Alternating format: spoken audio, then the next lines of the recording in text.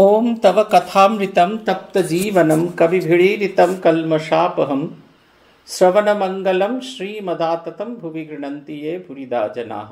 আমরা আজ এখানে সমবেত হয়েছি শ্রী শ্রী লাট্টু মহারাজের স্মৃতি কথা এই গ্রন্থ থেকে পাঠ এবং আলোচনা করব বলে আমরা বর্তমানে পড়ছি লাট্টু মহারাজের সাধক জীবনের গল্প। তিনি বলছেন, আরে তাঁর সম্বন্ধে অর্থাৎ শ্রীরামকৃষ্ণের সম্বন্ধে কেমন করে তোমরা এখনই নিঃসংশয় হতে পারো? এখন তোমরা শুধু তার অস্তিত্বে বিশ্বাস রেখে সাধন পথে এগো। বিশ্বাস করো যে তিনি তোমায় চালাচ্ছেন, তার শক্তিতেই তুমি চলছো। বাকি তিনি কি, তিনি না কৃপা করে বোঝালে তোমরা তা বিষয় বুঝতে পারবে কেন? এসব ব্যাপারে নিজের বুদ্ধিতে চলতে নেই, গুরুকে ধরে চলতে হয়। গুরু না বুঝিয়ে দিলে এ ব্যাপার বোঝা যায় না। উনি বলতেন, গুরু যেমন শ্বেত হাত ধরে নিয়ে যান, ভগবান দর্শন করিয়ে তবে শিষ্যকে ছেড়ে দেন। এটা হচ্ছে কথা। গুরু আমাদের শেষ দিন অবধি নিয়ে যাবেন, গুরু বুঝিয়ে দেন। শ্রীরামকৃষ্ণদেবে কেমন তিনি সে কথাটা তিনি যদি না বুঝিয়ে দেন, শ্রীরামকৃষ্ণদেব গুরুরূপে আমাদের কাছে আসেন এবং তার উপদেশ, তার ইচ্ছা অনুযায়ী সেইভাবে আমরা যদি চলতে পারি, সেই উপদেশ অনুযায়ী চলতে পারি, তাহলে জীবনে আমাদের অনুভব হবে। আমরা ওই রকম যে দেখি ইংরেজি হিন্দি সিরিয়ালগুলো যেমন দেখি যে ভগবান এসে আমাদের সামনে দাঁড়িয়ে হাত তুলে দাঁড়াচ্ছেন, তার চারিদিক থেকে আলো টালো পড়ছে, ওই রকম ঠিক অনুভব হয় বলে আমার মনে হয় না। আমার যদিও এখনো ভগবত অনুভূতি হয়নি, কিন্তু এই বই খাতা পড়তে পড়তে, জপ ধ্যান করতে করতে যেটা মনে হয়েছে সেটা হচ্ছে এটা এক ধরনের অনুভূতি হয়, আনন্দানুভূতি। এবং সেই আনন্দানুভূতিটা এত তীব্র হতে থাকে যে তখন আমরা ঈশ্বর ভিন্ন আর অন্য কোনো বিষয়তে আমাদের মতি হয় না। আমরা ঈশ্বর বিষয় ছাড়া অন্য কোনো কিছুতে আনন্দ পাই না। সে একটা অদ্ভুত অব্যক্ত আনন্দ, সেটা চলতে থাকে। কেন এই আনন্দ হচ্ছে, কি কারণে আনন্দ হচ্ছে, এটা আমরা বুঝতে যদিও না পারি, তথাপি এই আনন্দ আমাদের ভেতরে পরিচালিত করতে থাকে। আনন্দ আমাকে এগিয়ে নিয়ে যায় আমার সেই লক্ষ্যে। তিনি বলছেন যে তার বিষয় না করে তাতে বিশ্বাস রেখে আমাদের এগিয়ে যাওয়াটা দরকার। বলছেন এসব ব্যাপারে নিজের বুদ্ধিতে চলতে নেই, গুরুকে ধরে চলতে হয়। গুরু না বুঝিয়ে দিলে এ ব্যাপারে বোঝা যায় না।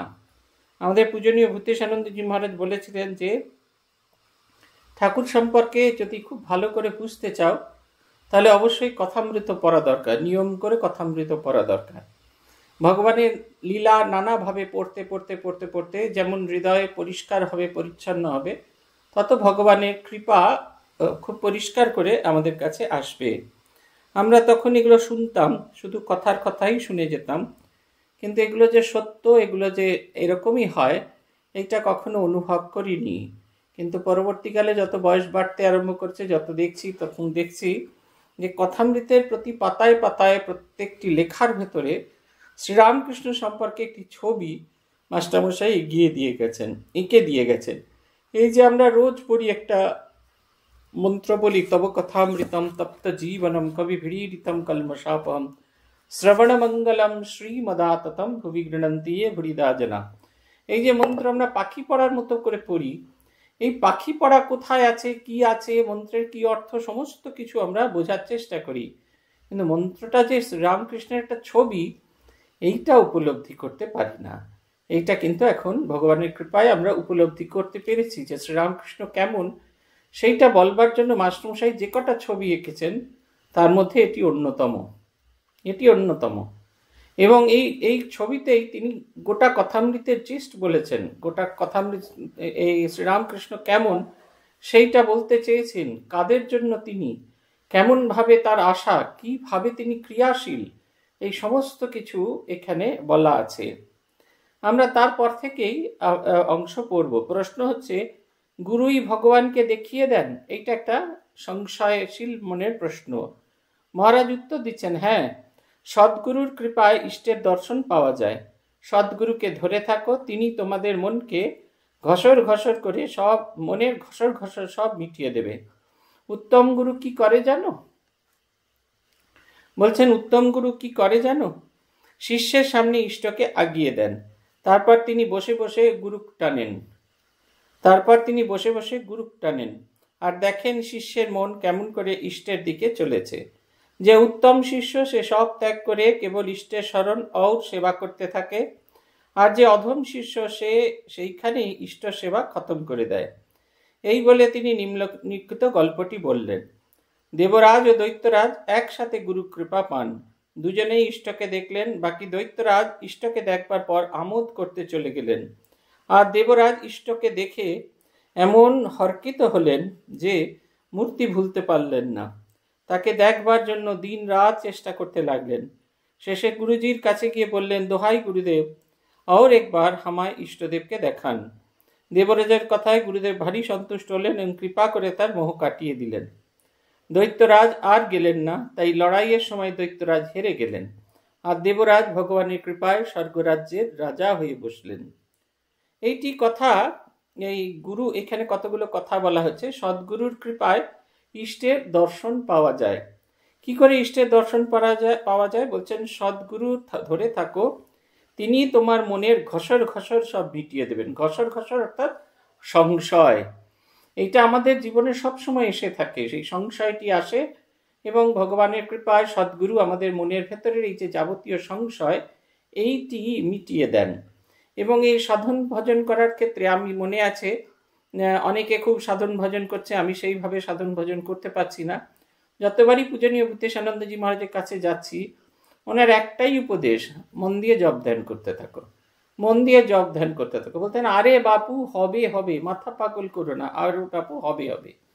সবাই জপ ধ্যান করতে চাইছে জপের মালায়, সেই দেখে আমিও গিয়ে তাকে বললাম যে আমিও জপের মালায় জপ ধ্যান করব।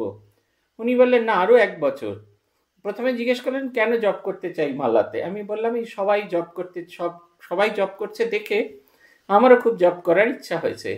তিনি বললেন, না, সবাই জপ করছে দেখে তোমার যদি জপ করার ইচ্ছা হয়ে থাকে তাহলে এখনো তোমার মালা নেবার সময় হয়নি। আরো 1 বছর করে জপ করো। যদি মনে হয় যে বেশি জপ করতে ইচ্ছা করছে, বেশি করে তাকে ডাকতে ইচ্ছা করছে, তখনই মালা নেবে। ঠিক 1 বছর আমাকে বসিয়ে রাখলেন ওইভাবে। আমি কিছুতেই করে উঠতে পারলাম না। গুরু আমাদের মনের এই ঘসর ফসরের যে সংশয়গুলো, সেগুলো সম্পূর্ণ কাটিয়ে দেন, একদম সম্পূর্ণ কাটিয়ে দেন। উত্তম গুরু কি করেন জানো? শিষ্যের সামনে ইষ্টকে আগিয়ে দেন। আগিয়ে দেওয়াটা মানে হচ্ছে ইষ্টের স্বাদ অনুভব করেন। আপনারা সকলেই যাদের আপনাদের মন্ত্র দীক্ষা হয়েছে অনুভব করার চেষ্টা করুন। প্রথম 7, 8, 10 দিনের ঘটনা। দীক্ষার পরে একটা অদ্ভুত একটা আনন্দ সেটা আপনাকে ছেয়ে থাকে। সেই আনন্দটা এমন অব্যক্ত আনন্দ, সেটা আপনি কিছুতেই বলতে পারেন না। সেই আনন্দটা ধীরে ধীরে ধীরে ধীরে কমতে থাকে। তারপরে সাধন ভজন করে সেই আনন্দটা জাগাতে হয়। আমাদের মহারাজ বলেছিলেন, যেরকমভাবে জীব বার করে কারুর জীবে যদি রসগোল্লার রস দিয়ে দেওয়া হয় এবং বলা হয় রসগোল্লা এইরকম মিষ্টি, তখন সে সেই বিভিন্ন জায়গায় বিভিন্ন দোকানে খেয়ে খেয়ে বেড়ায়। কখনো দানাদার খায়, কখনো জিলিপি খায়, কখনো নানা জিনিস খায়। খেতে খেতে অবশেষে সে যখন রসগোল্লা খায়, তখন কারণ সে তো দেখেনি রসগোল্লাটা দেখতে কেমন, সেই স্বাদটুকু নিয়েছে এবং সেই স্বাদকে ধরে ধরে ধরে ধরে সে যখন এগোয়, তখন তার সেই রসগোল্লার স্বাদ পাওয়া যায়। ঠিক সেই রকম ইষ্ট কেমন, ইষ্টকে প্রাপ্তি হলে কিরকম আনন্দ হন, গুরু তার নিজের শক্তি দিয়ে শিষ্যের ভেতরে সেটি সঞ্চারিত করে দেন। এবং এই আনন্দটিকে যে খোঁজ করবে, সে ধীরে ধীরে সাধন পথে এগিয়ে যাবে। যে এই আনন্দটিকে ধরে রাখতে চাইবে, এই আনন্দটিকে চিরন্তন করে রাখতে চাইবেন, ফর দি টাইমিং, অল্প দিনের জন্য নয়, এই রকম যার মনের বৃত্তি হবে, সে ধীরে ধীরে ইষ্টবস্তু লাভ করবে। এই কথাটা একেবারে ভীষণ রকমের সত্য। এই যত আনন্দের দিকে এগিয়ে যাবেন, তত আপনি ইষ্টের প্রতি এগিয়ে যাচ্ছেন। বলছেন, দৈত্যরাজ এবং দেবরাজের মধ্যে দুজনেই একসঙ্গে কৃপা পান এবং দুজনেই ইষ্টকে লাভ করেন। এই যে আনন্দকে কেউ দুভাবে ভাগ করেন। কেউ মনে করেন এই আনন্দ, যে ভেতরের যে আনন্দটা এক্সটার্নালি পাওয়া যাবে, খাওয়া দাওয়া নানা কিছুর ভেতরে প্রত্যেকটির মধ্যে আনন্দ, তার ভেতরে যেন এই আনন্দকে খুঁজে পাওয়া যাবে। আর আরেক দল মনে করেন না, এই আনন্দকে বাইরে পাওয়া যায় না, এই আনন্দকে ভেতরে পাওয়া যায়। সে তখন সাধন ভজন করে তার ভেতরে সেই আকুলতা জাগ্রত করবে এবং অবশেষে সেই পথে যা কিছু বাধা আছে, যা কিছু প্রতিবন্ধক, সমস্ত কিছু কাটিয়ে দেন। আপনাদের মনে আছে, যখন গিরিশচন্দ্র ঘোষ এসেছিলেন ঠাকুরের কাছে, ঠাকুর বলেছিলেন তার 2টি বাঁক। একটি বাঁক হচ্ছে গুরুকৃপা, সেটিতে আর হয়ে গেছে, এবং আরও একটি বাঁক আছে যেটি খুব শীঘ্রই চলে যাবে। আরেকটি বাঁক ছিল তার অহংকার, আত্ম অহংকার। আমি একটা বিরাট কিছু। সেটি রামচন্দ্র দত্তের বাড়িতে গিয়ে সেইটি চলে গেল এবং তিনি শ্রীরামকৃষ্ণের শরণাগত হলেন, ঠাকুর তাকে কৃপা করলেন। ঠিক এইরকমভাবে সাধন ভজন করতে করতে ইষ্টকে পাওয়ার ইচ্ছা আমাদের তীব্র হতে থাকে। তখন যখন আমরা কোনো কিছুতেই আনন্দ খুঁজে পাই না, যখন শুধুমাত্র ইষ্টকে খোঁজার একটা নিরন্তর প্রয়াস আমরা করে থাকি, তখনই ইষ্টবস্তু আমাদের লাভ হয়। তাই বলছেন, গল্পটি শুনবার পর সেই ভক্তটি পুনরায় প্রশ্ন করলেন, মহারাজ, ভগবানের নিঃশংস হইবার সহজ উপায় কি? তাকে ডাকা না তার বিচার করা? লাটু মহারাজ বললেন, উনি অর্থাৎ ঠাকুর বলতেন, ঈশ্বরকে বিচার করে কে জানতে পারবে? তার অনন্ত ঐশ্বর্য কত বিচার করবে? বেশি করলে সব গুলিয়ে যাবে। বেশি বিচার করা ভালো নয়। বিচার করতে করতে নাস্তিক ভাব এসে পড়ে। তার চেয়ে ব্যাকুলতার সঙ্গে ডাকা ভালো। উনি বলতেন, এক বোতল মদে যদি মাতাল হও, সুরির দোকানে কত মন মদ আছে সে খবরে তোমার দরকার কি? এক আঁচলা জলে তোমার পিয়াস মিটে, তুমি তাই পান করো। পৃথিবীতে কত জল আছে তোমার জানবার তো জানার দরকার নেই। এটার অর্থ হচ্ছে, আমরা যে সাধন পথ পাই সেই সাধন পথে ঠিক ঠিক মতো সেবা করলেই আমাদের জীবনে সমস্ত মুক্তির রাস্তা খুলে যাবে। একটা একদম সোজা সাপটা এবং সত্যি কথা। এরকম সত্যি কথা আর কিছু হয় না। আমরা যে সাধন পথ পাই সেই সাধন পথে যদি আমরা কেউ এগিয়ে যেতে চাই, তাহলে অবশ্যই অবশ্যই আমাদের ভগবত কৃপা হবেই, ভগবানের অনুভূতি তো হবেই। এ নিয়ে কোনো সংশয় নেই, একেবারে কোনো রকম সংশয় নেই।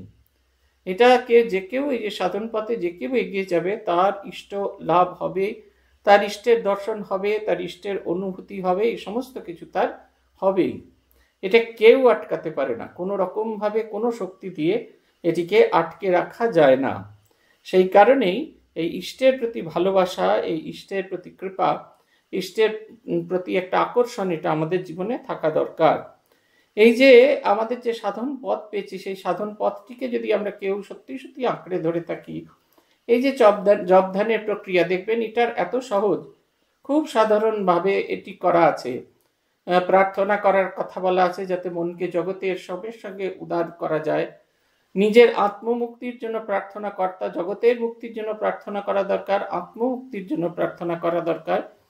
তারপরে গুরুর চিন্তন, গুরু ইষ্টে লয় করে ইষ্টের চিন্তন, তাকে পূজা, তাকে জীবন্ত জাগ্রত ভেবে তার নাম করবার জন্য তার কাছে প্রার্থনা করা। তারপরে তার নাম করা, নাম করতে করতে নামের সঙ্গে নামীকে চিন্তা করতে করতে নামীকেই যখন একভাবে চিন্তা করতে থাকি, সেটা ধ্যান। এবং হয়ে গেলে এই যে যা জপ ধ্যান যা কিছু করলাম তার যাবতীয় ফল ইষ্টপদে নিবেদন করা। এবং এরই সঙ্গে এই যে ভাবটি 1 ঘন্টা 15 মিনিট 10 মিনিট 40 মিনিট যার যতটা ক্ষমতা, এই যে সময়টা যেটা ধরে রাখলাম, এই যে জপ ধ্যানটা করলাম, এই ভাবটিকে চিরস্থায়ী করবার একটা চেষ্টা, তার লীলা অনুচিন্তন করা। কথামৃত যে পড়তে বলা হয় তার অন্য কোনো কারণ নেই। কথামৃত পড়তে বলা হয় শ্রীরামকৃষ্ণের লীলাকে চিন্তা করা।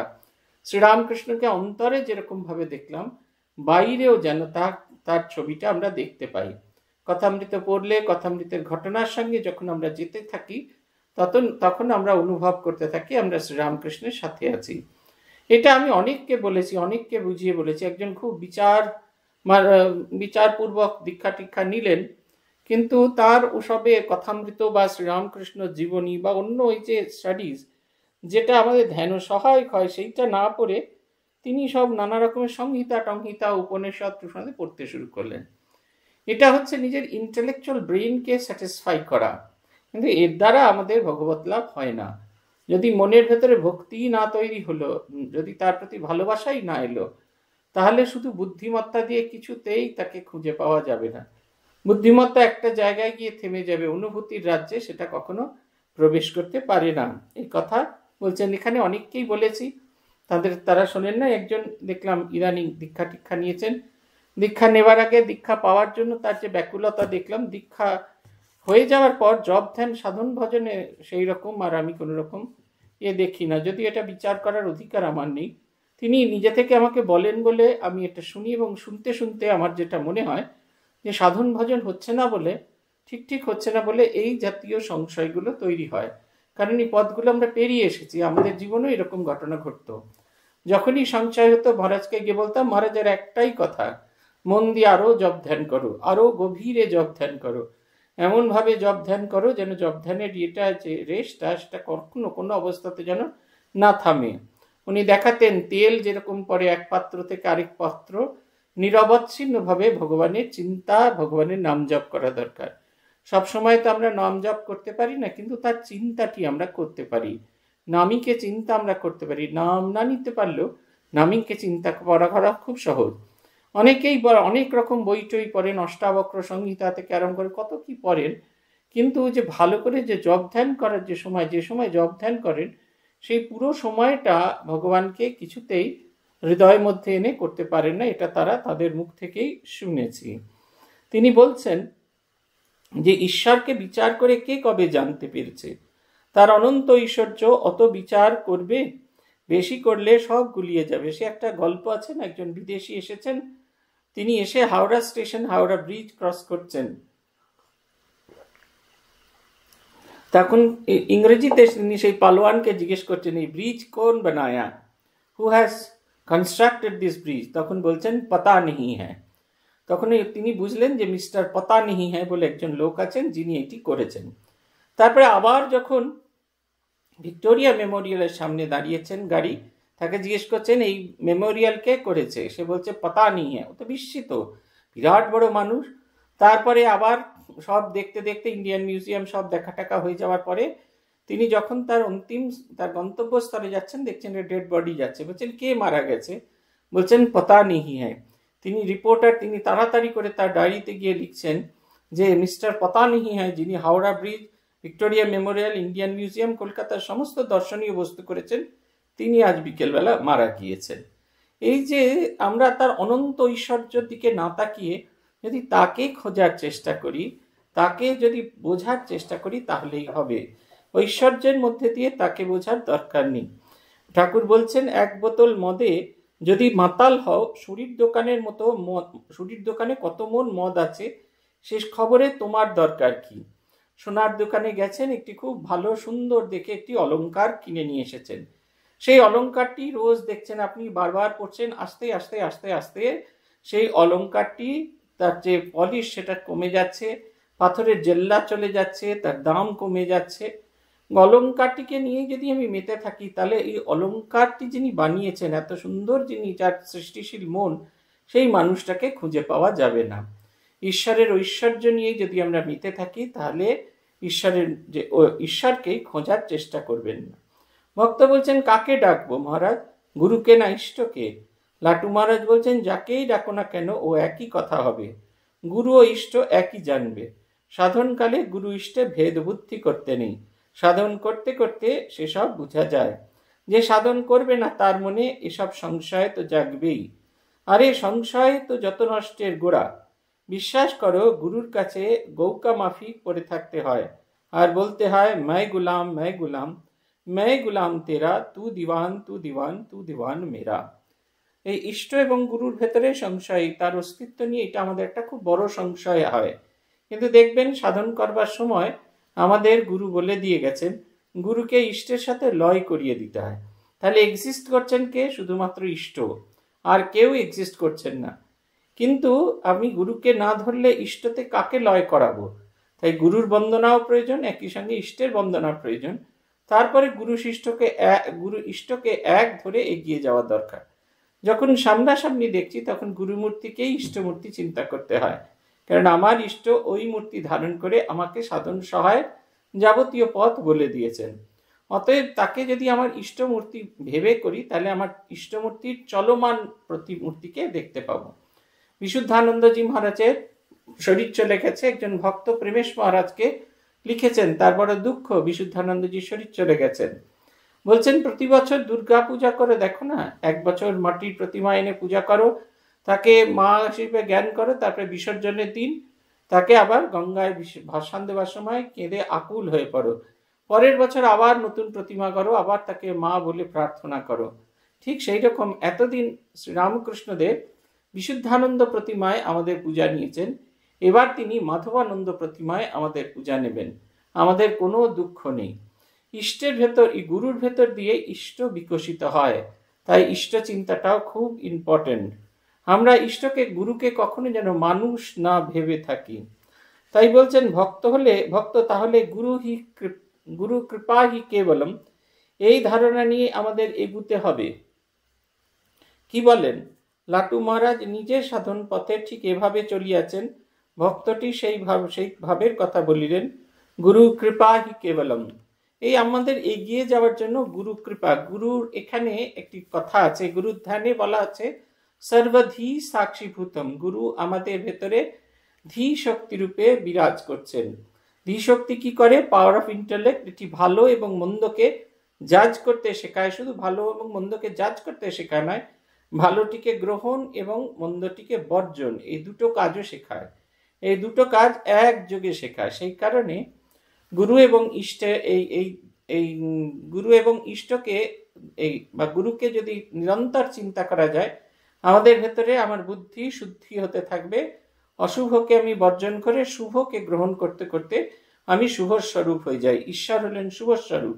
সেই তাকে চিন্তা করতে করতে, তাকে ভাবতে ভাবতে তাঁর পথেতে, ঈশ্বরের পথে, অনন্তের পথে আমরা যাত্রা করি। অন্য আরেক দিন অন্য একটি ভক্তকে বলরাম মন্দিরে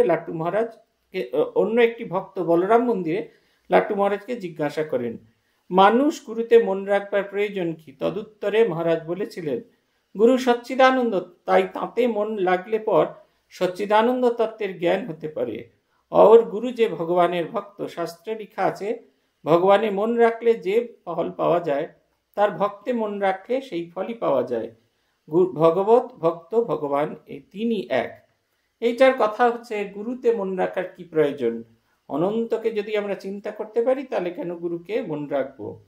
বলছেন গুরু হচ্ছে সচ্চিদানন্দ স্বরূপ, সে সচ্চিদানন্দের প্রতীক, তার প্রতিমূর্তি। আমরা যেরকম আমাদের ছায়াকে মনে রাখি, আমাদের ছায়াকে দেখি, আমাদের প্রতিচ্ছবিকে দেখে নিজেকে দেখার চেষ্টা করি, এই সাধন পথে এগিয়ে যাওয়ার জন্য এই একমাত্র পদ্ধতি আমাদের বলা আছে। বলছেন ভক্ত, ভগবান এবং ভাগবত, এটা শ্রীরামকৃষ্ণের একটি দিব্য দর্শন। সেইটিতে তিনি দেখেছিলেন ভাগবত পাঠ হচ্ছে রাধাকৃষ্ণের মন্দিরে, বিষ্ণু মন্দিরে ভাগবত পাঠ হচ্ছে। শ্রী বিষ্ণুর শরীর থেকে একটি যেন রেখা সেটি বেরিয়ে যাচ্ছে, বেরিয়ে গিয়ে ভাগবত গ্রন্থকে স্পর্শ করছে, তারপরে আবার এইখানে ভক্ত হৃদয়কে স্পর্শ করছে, আবার সেটা ইষ্টের সাথে লয় হয়ে যাচ্ছে। তিনি অনুভব করলেন ভগবত ভক্ত ভগবান এই তিনে এক, একে তিন। এর অর্থ হচ্ছে ইষ্টতত্ত্ব ভাগবত গ্রন্থে প্রকাশিত হয়, ভগবত গ্রন্থে ভগবানের লীলা প্রকাশিত হয়, লীলা খেলা প্রকাশিত হয়। তারপর সেটা যখন ভক্তের হৃদয়ে এসে পৌঁছে, তখন সেটা যে লীলাটি স্থির ছিল সেটি তখন একটা রূপ পায়, এবং তা ধীরে ধীরে তাকে চিন্তা করতে গিয়ে যে অরূপ থেকে যে এই সমস্ত কিছু সৃষ্টি, সেই অরূপেই মিলে যায়। এইখানে ভগবত গ্রন্থ বা গুরু হচ্ছেন, গুরুকে বলা হয় যিনি অন্ধকার থেকে আলোর পথে নিয়ে যান। ভগবত গ্রন্থ তাও তাই, সেটিও তাকে, আমাদের হৃদয়কে অন্ধকার থেকে আলোর পথে নিয়ে যান। যিনি সৎ পথ দেখান, তাঁর ভেতরে সেই ভগবানের লীলা প্রকাশিত হয়। আমরা বলি না, প্রেসিডেন্ট মহারাজদের দেখেছি একদম ঠাকুরের মতো হয়ে গেছেন, একদম সেই রকম হয়ে গেছেন, ব্রহ্মানন্দ স্বরূপ হয়ে গেছেন। দেখছি ছেলে মানুষের মতো। এই মানুষগুলোকে আমরা একটা সময় দেখেছি, তারপরে এখন তাদের যখন দেখি তখন তাদের মনে হয় তারা যেন অন্য একটা স্বরূপে প্রাপ্ত হয়েছেন, তারা যেন এই জগতেরই মানুষ নন, এই জগতেই যেন তাদের স্থিতি নেই। তাদের যখন দেখি, বিশেষ করে তাদের দৃষ্টিটা যদি আমরা খুব ভালো করে দেখি, তাহলে দেখবেন যে মানুষগুলি এখন দীক্ষা দিচ্ছেন, তাদের অনেকের সঙ্গে আমরা কাজ করেছি, দেখেছি, তাদেরকে একরকম ভাবে দেখেছি, কিন্তু এখন যখন তাদের দেখি তাদের দৃষ্টিটা দেখি, তারা যখন একাকী বসে আছেন, চুপ করে বসে আছেন দেখি, প্রণাম নেন যখন বসে আছেন দেখি, তারা যেন একটা অন্য রাজ্যে বিরাজ করছেন। এই সাধারণ রাজ্যে, সাধারণ জগতের সঙ্গে তার মিলছে না। সেই মানুষটাকে অদ্ভুতভাবে পরিবর্তন হয়ে গেল তা নয়, তার ভেতরের সেই যে ইষ্ট শক্তি, সেটা যেন একটু একটু করে প্রকাশিত হচ্ছেন। গভর্নরজি হেঁটে যাচ্ছেন, এরকম হাঁটা তো কতবার দেখেছি। আমি তো ওনাকে যখন উনি অ্যাসিস্ট্যান্ট সেক্রেটারি তখন থেকে দেখছি, তখনও উনি এরকম রাত্রিবেলা একটুখানি হাঁটতেন। যখন উনি সেবা প্রতিষ্ঠান থেকে চলে এসছেন মঠে, তখন রাত্রিবেলা কাজ শেষ হয়ে গেলে খানিকক্ষণ তিনি হাঁটতেন, হেঁটে আবার ফিরে আসতেন। ওনার কাছে একটা এমার্জেন্সি লাইট ছিল, এরকম বড় এমার্জেন্সি লাইট, পরবর্তীকালে ওই লাইটই ব্যবহার করতেন। ওই এমার্জেন্সি লাইটটি জ্বালিয়ে তিনি ধীরে ধীরে যেতেন, আবার ধীরে ধীরে ফিরে আসতেন। এইভাবে দেখেছি তাকে। কিন্তু পরবর্তীকালে যখন প্রেসিডেন্ট অবস্থায় তাকে দেখলাম, তখন হাঁটাটাই অন্যরকম।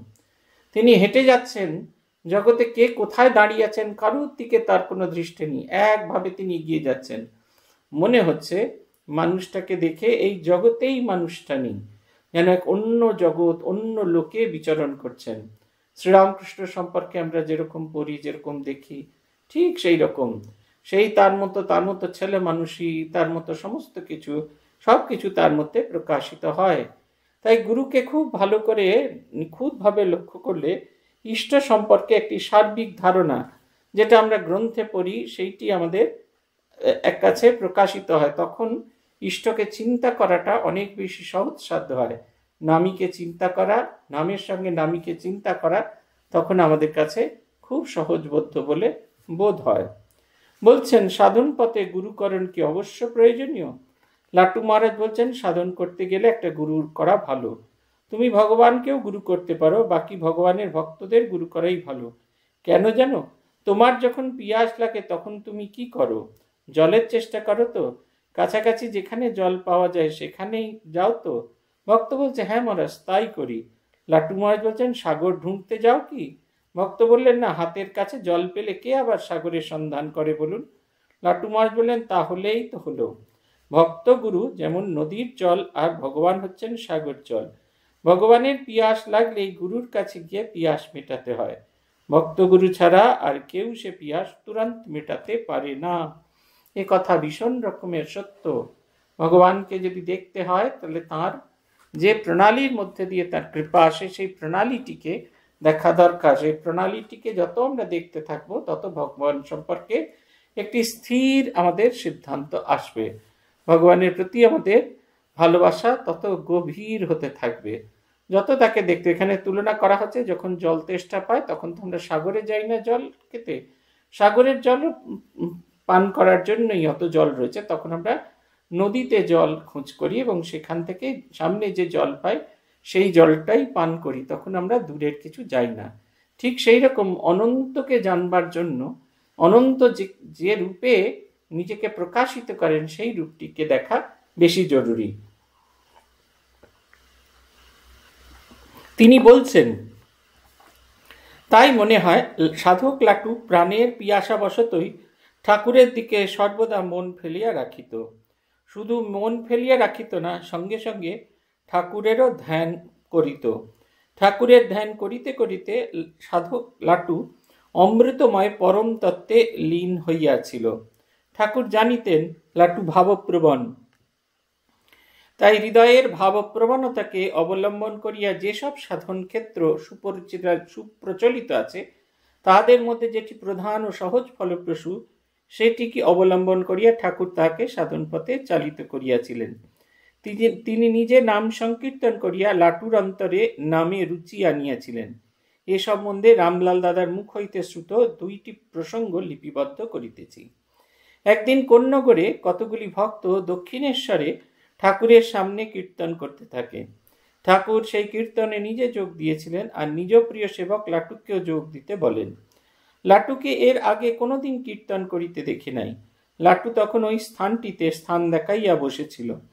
ঠাকুরের ডাকে তাদের সঙ্গে কীর্তন করিতে লেগে গেল, আবার অল্প স্বল্প নাচতে লাগলো। লাটুকে নাচতে দেখে আমাদের তো ভয় হলো। ঠাকুর ভাবস্থ হলে তাহলে ধরবে কে? অনেকক্ষণ ধরে নাচতে নাচতে শেষে লাটু অবসন্ন হয়ে পড়ল। তখন ঠাকুর তার অবসন্ন দেহটিকে ঘিরে রাম নাম করে দিলেন। তেমন মধুর রাম নাম আমি জীবনে কখনো শুনিনি। কোন্নগরে এক ভক্ত তো রাম নাম করতে করতে গদগদ হয়ে পড়ল। শেষে আর সামলাতে না পেরে ঠাকুরের পায়ের গোড়ায় পড়ে গেল। শুনেছি সেদিন নাকি ওই ভক্তটি ঠাকুরের নিকট হতে রঘুবীর মন্ত্র পেয়েছিল। তোমরা সেই মধুর রাম নাম শোনো নাই? সেই দিনকার সেই নাম শুনলে জীবনে তো ভুলতে পারা যায় না। এটা প্রথম ঘটনা। দ্বিতীয় ঘটনা, ছেলেদের সব সকাল সন্ধ্যায় কীর্তন করতে থেকে ঠাকুরের কেমন ইচ্ছে হলো যে মা কালীর কাছে গিয়ে তাদের হয়ে প্রার্থনা করতেন। মা কালীর কাছে গিয়ে তাদের হয়ে প্রার্থনা করতে। তার 2-1 দিন পরে ছেলেরা কীর্তন করতে করতে ভাবে গদগদ হয়ে পড়েছে। সন্ধ্যাকালে বিষ্ণু ঘরে কীর্তন করবার সময় লাটু মহারাজের ভাবাবেশে এমন হুঙ্কার তুলত যে সারা মন্দিরটা তার গলার আওয়াজে গম গম করত। মাঝে মাঝে আবার ভাবাবেশে লাটু নাচতে থাকতো। একদিন যখন নাচছে আর হুঙ্কার তুলছে, সেই সময় ঠাকুর সেখানে গেলেন। বিষ্ণু ঘরের পুরোহিত তাকে দেখে বড় খুশি হয়ে বললেন, এদের সঙ্গে আপনিও একটু যোগ দিন, সোনায় সোহাগা মিশে যাক। তাতে ঠাকুর কি বললেন যেন, ওগো এখানে আর কি ফোড়ন দেব, এতে 5 ফোড়ন মেথিটা পর্যন্ত দেওয়া হয়ে গেছে। আর একদিনের ঘটনা, সেদিন সন্ধ্যাকালে ঠাকুরের ঘরে কীর্তন হতেছিল। কীর্তন করতে করতে ভক্তগণ অপূর্ব রসমাধুর্যে বিভোর হয়ে পড়লেন। সে দৃশ্য বর্ণনাতীত। ঠাকুর স্বয়ং সেদিন কীর্তনে যোগ দিলেন এবং তাহারই দিব্য উন্মাদনায় ভক্তগণ দিব্য উল্লাসে উল্লসিত হইতে লাগিল। কেউ বা হাসিতে লাগিলেন, কেউ বা নাচিতে লাগিলেন। 2-1 ভক্ত সেই কীর্তনে স্তব্ধ হইয়া চিত্রপুত্তলিকার ন্যায় স্থির নেত্র হইয়া গেলেন। একজন সংজ্ঞাশূন্য হয়ে ভক্ত পদরাজে গড়াগড়ি দিতে লাগলেন। সেই হেন কীর্তনে আমি, পরবর্তীকালে সকলে খোকা মহারাজ বা সুবোধানন্দ বলতেন তিনি, উপস্থিত ছিলাম। ভক্তগণের বিহ্বলতা বরাবরই সন্দিগ্ধ হচ্ছিল। তাই নিঃসন্দেহ হইবার মানুষে আমি সেদিন সেইখানে বসিয়া রইলাম।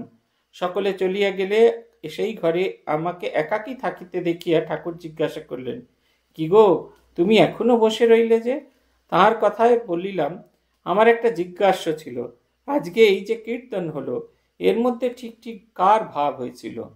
আমার মতো সন্দিগ্ধ মনাকে সন্দেহমুক্ত করার জন্য ঠাকুর কিয়ৎক্ষণ চিন্তা করিয়া বলিলেন, আজ লেটরই ঠিক ঠিক ভাব হয়েছিল, আর সবার অল্প স্বল্প। পরবর্তীকালে এই কথাগুলি স্বামী সুবোধানন্দের মুখে আমরা শুনেছি। এইখানে দেখুন 3টে ঘটনার মধ্যে একটি জিনিসের সাযুজ্য রয়েছে। সেটা হলো এই যে ভগবানের নাম কীর্তনে আমাদের মনের মলিনতা দূরীভূত হয়, নম্বর 1। আর নিরন্তর ভগবানকে চিন্তা করার যে একটা প্রয়াস, সেই প্রয়াসটা চলতে থাকে। আমরা ধীরে ধীরে ভগবানের নামে মত্ত হয়ে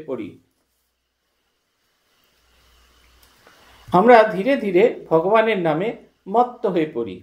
এই যে নিরন্তর নাম করার যে ইচ্ছে, এইটি আমাদের তারা জাগান, তারা আমাদের হৃদয়ের মধ্যে এই ইচ্ছেটি জাগিয়ে দেন। এবং এই ভাবটা এত তীব্রভাবে হতে থাকে, এটা হচ্ছে কীর্তনের একটা বৈশিষ্ট্য। আপনাকে গাইতে হবে না, আপনাকে নাচতে হবে না, আপনাকে কিচ্ছু করতে হবে না। শুধু চুপচাপ কীর্তন শুনতে শুনতে দেখবেন আপনার মনের ভেতরে সেই ভাবটা চলবে।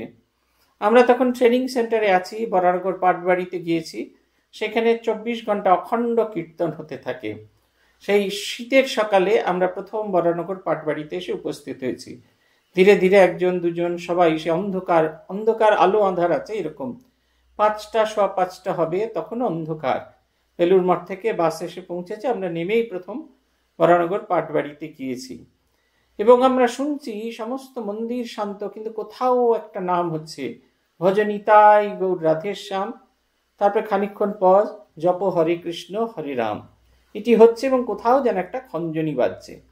আমরা দেখছি, অনেক খোঁজ খবর করে দেখলাম, প্রাঙ্গণের একটা ধারে একটি লোক ভীষণ ঠান্ডা বলে সমস্ত মাথা হাত পা সমস্ত ঢেকে রেখেছে।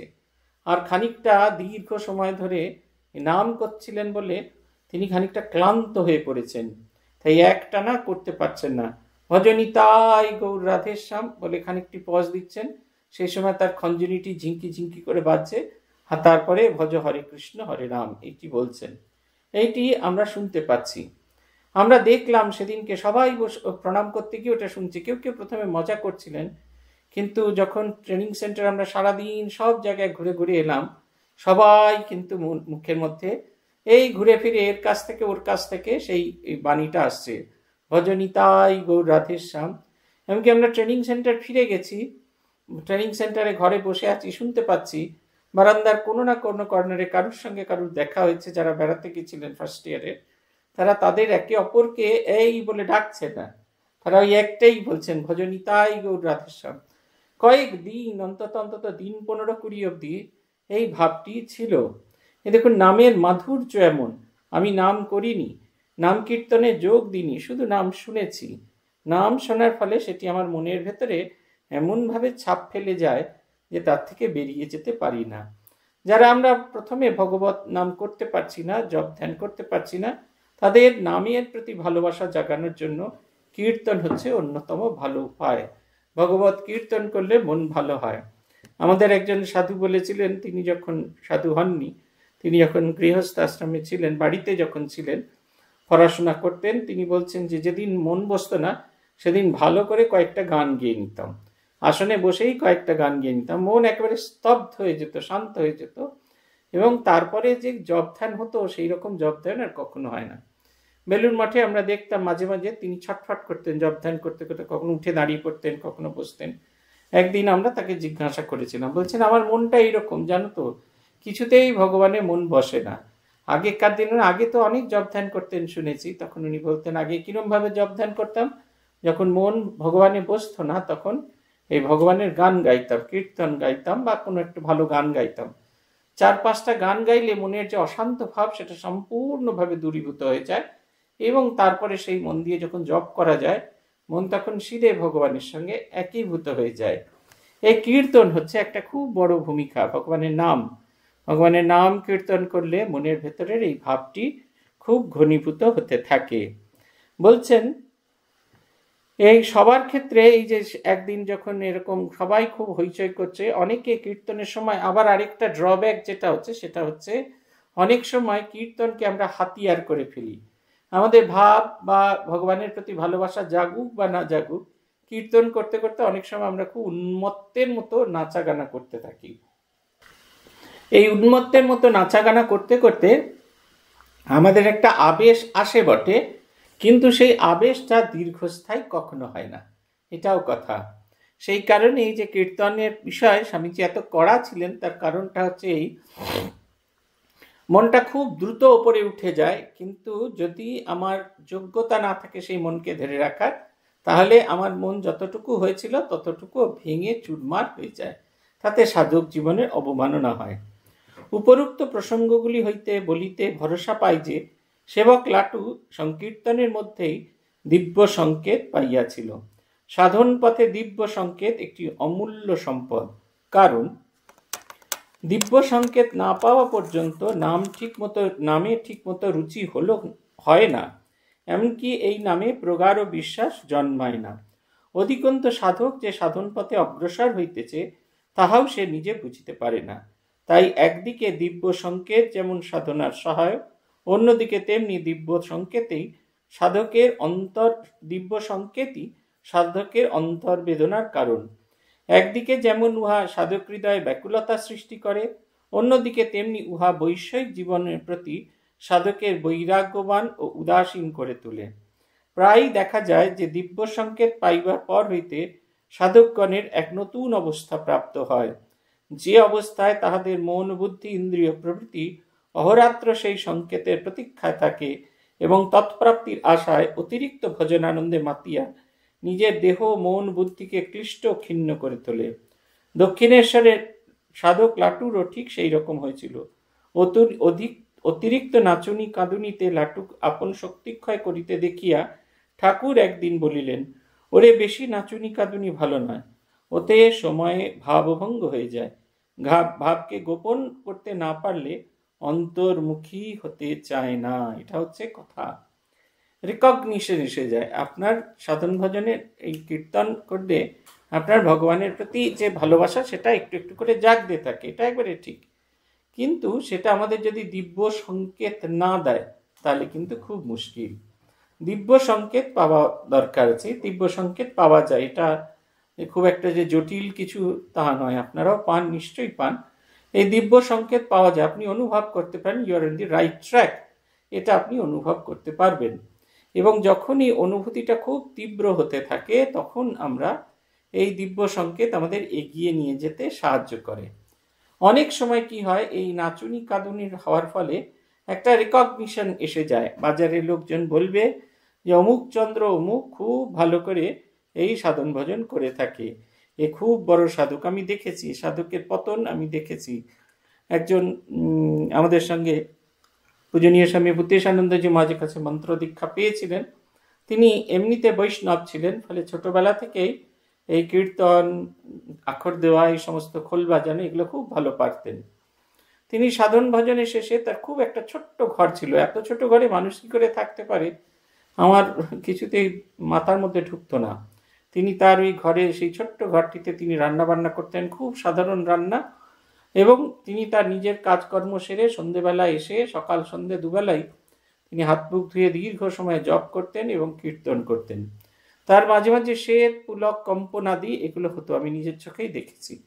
কিন্তু এইটা যেন তার একটা অদ্ভুত একটা অহংকারের কারণ হয়ে দাঁড়ালো। অনেকেই তাকে বলতো অমুক ভীষণ ভালো সাধন ভজন করেন। এই সব শুনে তাকে দেখেছি অনেক সময় অন্যকে বিচার করতে চলেছেন। কেউ যদি হয়তো গল্প টল্প করেছে, কেউ হয়তো শান্ত হয়ে জপ ধ্যান করার চেষ্টা করছে, কীর্তন করে না, তাকে তিনি খুব খারাপ দৃষ্টিতে দেখতেন। ভাব ভঙ্গ হয়ে যায়। এই বেশি নাচুনি কাঁদুনি হলে আমরা ওইটি ছাড়া আর অন্য কিছুকে খুঁজে পাই না। ভাবের গভীরতা যেতে গেলে ভাবকে চেপে রাখতে হয়। এসব বিষয়ে খুব আদর্শ আমাদের শ্রীমা সারদা দেবী। প্রেমানন্দজি মহারাজ এক জায়গায় ভারী সুন্দর বলেছেন, ঠাকুরের বিদ্যার ঐশ্বর্য ছিল, শ্রী শ্রী মায়ের সেই বিদ্যার ঐশ্বর্য সামান্যতম ছিল না। ঠাকুরের ভাব সমাধি এগুলো অনেকেই দর্শন করেছেন, অনেকেই দেখেছেন, কিন্তু শ্রী শ্রী মাকে কেউ কখনো দেখেনি। আপনারা প্রমাণ করতে পারবেন না কোনো ঘটনা, কোনো কিছু দিয়ে যে মায়ের ভাব সমাধি হতো।